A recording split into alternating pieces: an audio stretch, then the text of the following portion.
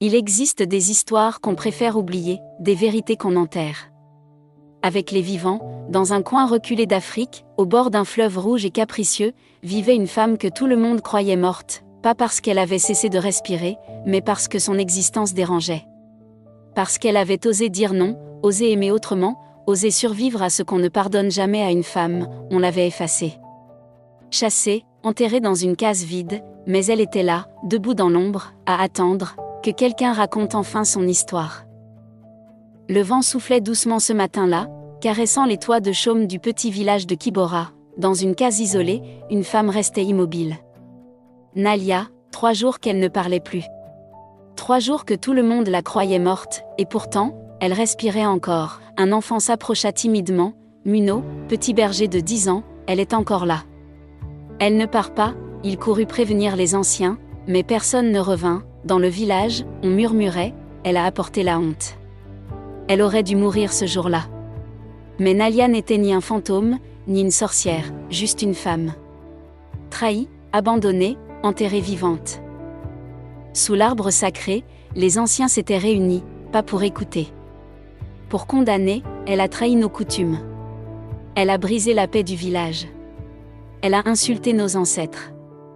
Nalia n'était pas présente, mais sa sentence tombait, elle est morte pour nous. Elle doit être oubliée. Que la terre l'engloutisse. Et personne ne protesta. Avant tout ça, Nalia avait aimé, un homme venu d'ailleurs, Bakary. Un artisan, un étranger, il se retrouvait en secret, au bord du fleuve, il la faisait rire. Il l'écoutait.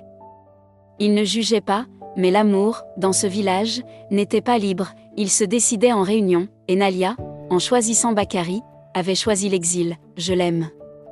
3 mots qui allaient tout lui coûter. Ils brûlèrent ses vêtements, jetèrent ses bijoux dans le feu, répétèrent une prière d'effacement, comme un sortilège, que son souvenir repose. Nalia regardait de loin. Invisible, mais vivante, il voulait effacer son existence, mais son cœur battait encore, on ne lui parlait plus, même les enfants détournaient les yeux, elle vivait seule, dans une case qu'elle avait bâtie de ses mains, chaque matin, elle balayait le seuil, elle allait chercher de l'eau. Elle vivait, le silence était sa seule réponse au mépris, mais dans ce silence, une force grandissait, un mois passa. Le fleuve continuait de couler, mais les murmures se faisaient plus pressants.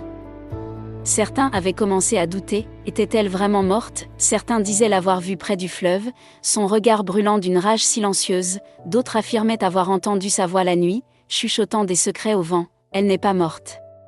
Elle attend. Les anciens avaient peur, l'esprit de Nalia, elle le savait, n'allait pas s'éteindre, elle était déjà devenue une légende, une ombre indestructible qui rôdait à la lisière de la vérité. Une nuit, alors que le ciel était couvert de nuages lourds, un cri perça le silence du village, c'était Nalia, elle était de retour, mais pas comme avant, elle ne revenait pas en tant qu'âme égarée, elle revenait en tant que justice, le village tout entier entendit son appel, les anciens sortirent en hâte, les visages marqués de peur, Nalia se tenait là, devant eux, vivante, forte, l'esprit plus vif que jamais, j'étais morte pour vous. Mais vous ne m'enterrerez pas à nouveau. Elle se tenait droite, prête à récupérer ce qu'on lui avait volé, son nom, sa dignité, et sa place parmi les vivants. Au matin, le village était en ruine, Nalia avait pris sa place. Elle était redevenue ce qu'elle avait toujours été, une femme puissante. Les anciens étaient partis, leur voix effacée par la vérité, et Nalia, libre enfin, retourna au fleuve, elle plongea dans l'eau et se laissa emporter, mais cette fois, elle n'avait plus peur. Elle avait retrouvé son nom, son souffle, et sa place dans ce monde, la terre n'oublie jamais. Elle n'oublie pas ceux qu'on enterre vivants. Dans ce village où les adultes avaient choisi l'oubli, les enfants, eux, se souvenaient, Muno, le petit berger, n'avait jamais cessé de croire que Nalia était encore vivante, il allait souvent laisser une calebasse d'eau devant sa case, ce jour-là, il la vit lui sourire. Un vrai sourire, presque invisible, mais réel, Muno comprit qu'elle n'était pas une revenante. Elle était le futur. Nalia alla s'asseoir sous l'ancien arbre à palabres, là où on l'avait condamnée, elle posa sa main sur le tronc, comme si elle s'adressait à la terre elle-même, « Je suis toujours là ». Et l'arbre sembla l'écouter, autour d'elle, les villageois commencèrent à s'arrêter, pas pour parler. Pour regarder, et le silence changeait peu à peu de forme, il devenait écoute, certaines femmes du village commencèrent à lui rendre visite discrètement, des mères, des sœurs, des épouses fatiguées du silence. Elle apportait un peu de mil, des tissus, des paroles murmurées, on t'a cru morte. Mais tu portes en toi notre vérité. Elle ne voulait pas être vue. Mais elle venait, et c'était le début d'un soulèvement invisible. Le fils du chef, Lembo, avait grandi avec Nalia, il la regardait maintenant comme un souvenir embarrassant, mais quelque chose chez elle le troublait, elle n'avait ni crié, ni mendié, elle s'était tenue droite, comme si le pouvoir n'était plus dans leurs mains.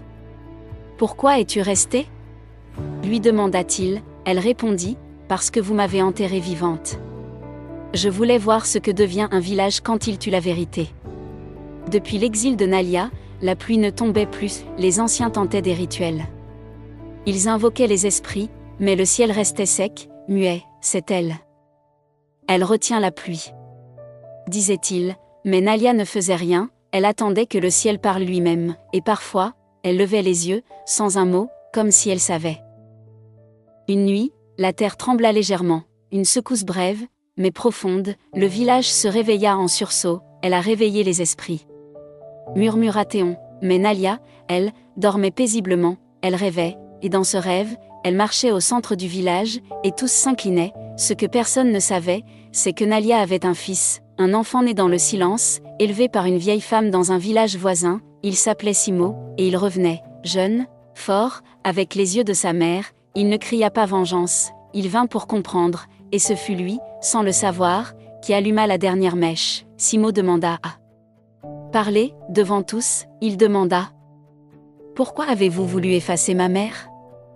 Les anciens baissèrent les yeux, un par un, ils quittèrent le cercle, le silence fut brisé, et dans ce vide, la vérité revint, Nalia s'avança, et pour la première fois, elle parla devant tous, « Je ne suis pas une malédiction. Je suis ce que vous avez tenté d'éteindre. » Le vieux chef, affaibli par les années et les regrets, décida de quitter le village, j'ai régné par la peur, pas par la justice.